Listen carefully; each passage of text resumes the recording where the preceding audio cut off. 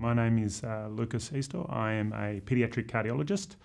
I work at the Royal Children's Hospital in Melbourne and work as a subspecialty area in paediatric cardiology called interventional cardiology. Childhood-onset heart disease is a very broad umbrella term that we would use for any child, young person, adolescent who would present with a cardiac condition. Those conditions may be congenital heart conditions that they are born with, or they may be what we would call acquired heart diseases.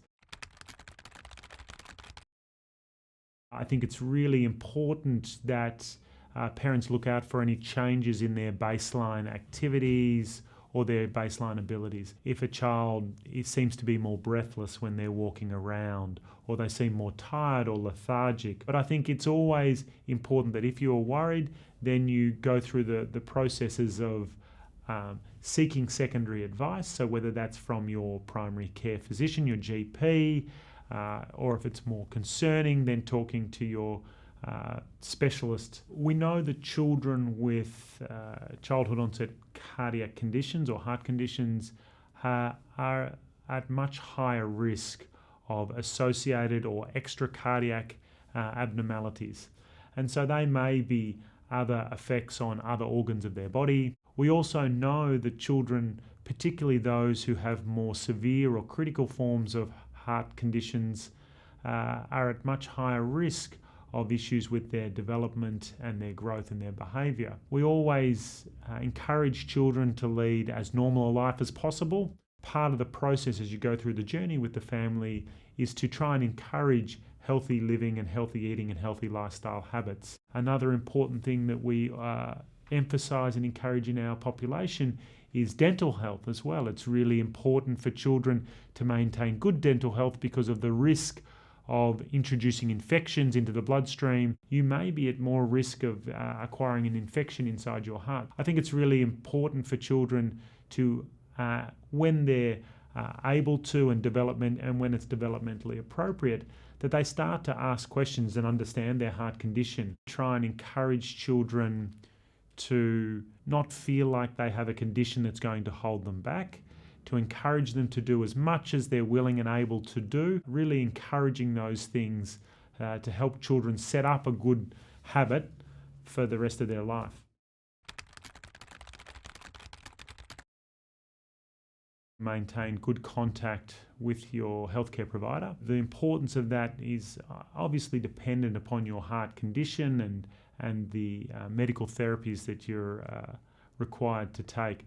These can be extremely onerous for families at times, and obviously raising any concerns and discussing those and whether there are alternative therapies or ways that you can manage your child's heart condition. I think it's exceedingly important to realise that your journey may be very different to even children with a similar type of heart condition. If there are any concerns or any frustrations that families have, that it's important to raise those early on and discuss them in an open forum if you feel comfortable with your cardiologist. You know, there are really no questions that we haven't been asked before, and some parents are always very concerned about whether their child will be able to do a certain job or occupation or play a certain sport or have their own family.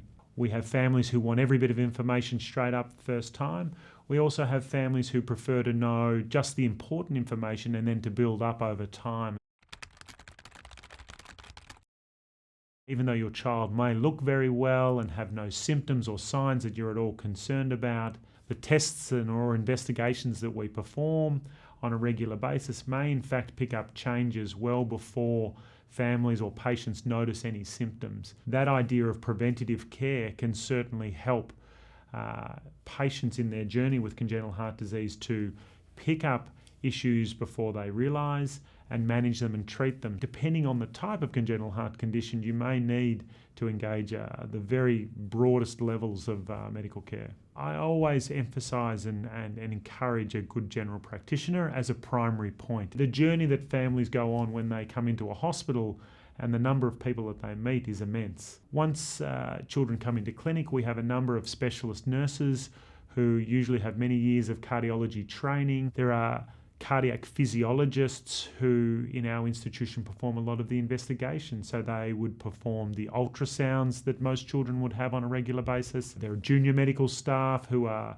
obviously supporting the patients on a day-to-day basis, examining them, performing tests and investigations. The physiotherapists who help children rehabilitate after their operations, and again through to the occupational therapists who help them transition back to school and normal life. The vast majority, well over 80% of children who have congenital heart conditions will lead a normal, fulfilling life. It's really important to understand your child's heart condition, ask questions, and to really not set up expectations or worries or concerns about what may happen, what other people have been through in their journey, because everyone's journey is very unique. So it's really important to maintain that contact and develop that trust with your cardiologist and your primary care physicians so you can ask the difficult or confronting questions to set yourself up so that if there are issues or you have concerns that you can easily or quickly address those. I think it is really important to maintain hope in these families. Some of them have been through very, very, very difficult circumstances. Others have had really positive experiences. You only have to do a little bit of digging and you'll see some amazing stories of families and children and living the most amazing lives. Making it very relative to you and your family and your journey is really important.